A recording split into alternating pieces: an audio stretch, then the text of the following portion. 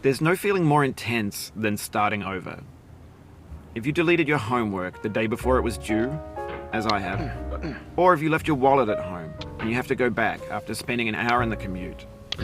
If you won some money at the casino and then put all your winnings on red but it came up black. If you got your best shirt dry cleaned before a wedding and then immediately dropped food on it. If you won an argument with a friend and then later discovered that they just returned to their original view. Starting over is harder than starting up. If you're not ready for that, like if you've already had a bad day, then what you're about to go through might be too much. Feel free to go away and come back. I'll be here. Alright, thanks for coming with me on this trip. I'll understand if you have to take a break at any point. Just find a safe place to stop or quit the game.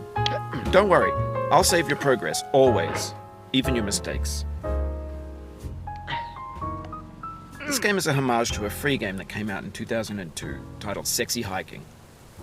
The author of that game was Jazuo, a mysterious Czech designer who was known at the time as the father of B games. And B games are rough assemblages of found objects. Designers slap them together very quickly and freely, and they're often too rough and unfriendly to gain much of a following.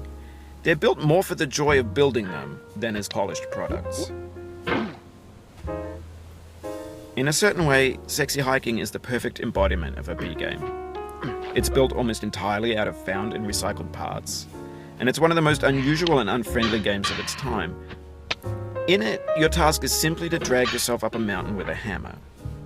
And that act of climbing, in the digital world or in real life, has certain essential properties that give the game its flavor. No amount of forward progress is guaranteed. Some cliffs are too sheer or too slippery. And the player is constantly, unremittingly in danger of falling and losing everything. Anyway, when you start Sexy Hiking, you're standing next to this dead tree that blocks the way to the entire rest of the game. It might take you an hour to get over that tree, and a lot of people never got past it. You prod and you poke at it, exploring the limits of your reach and your strength, trying to find a way up and over. And there's a sense of truth in that lack of compromise. Most obstacles in video game worlds are fake. You can be completely confident in your ability to get through them once you have the correct method or the correct equipment or just by spending enough time. In that sense, every pixelated obstacle in Sexy Hiking is real.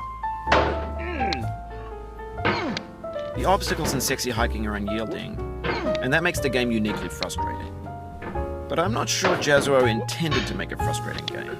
The frustration is just essential to the act of climbing, and it's authentic to the process of building a game about climbing. A funny thing happened to me as I was building this mountain. I'd have an idea for a new obstacle, and I'd build it, test it, and it would usually turn out to be unreasonably hard. But I couldn't bring myself to make it easier.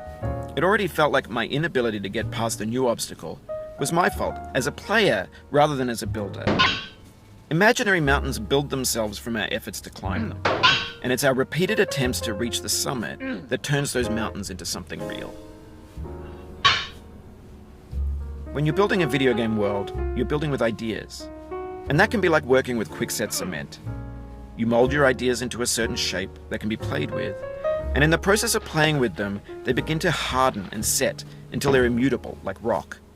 And at that point, you can't change them. That's gentle, that lets you churn through it but not earn it.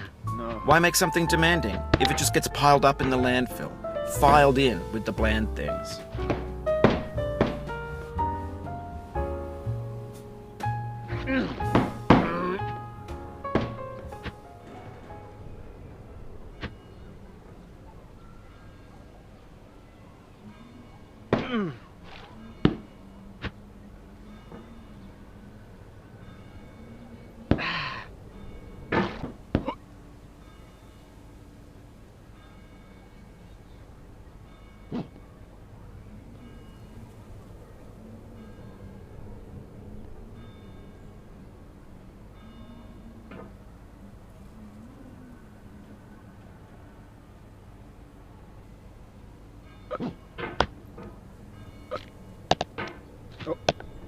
When games were new, they wanted a lot from you. Daunting you, taunting you, resetting and delaying you. Players played stoically. Now everyone's turned off by that. They want to burn through it quickly, a quick fix for the fickle, some tricks for the clicks of the feckless. But that's not you, you're an acrobat. You could swallow a baseball bat.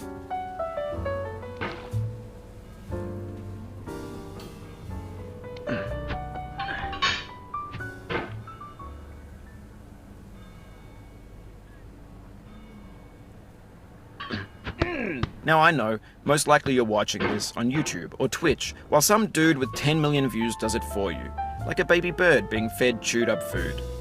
That's culture too.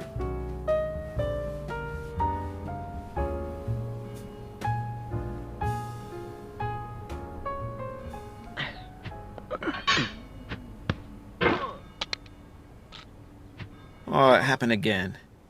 Keep on trying, don't let it get to you.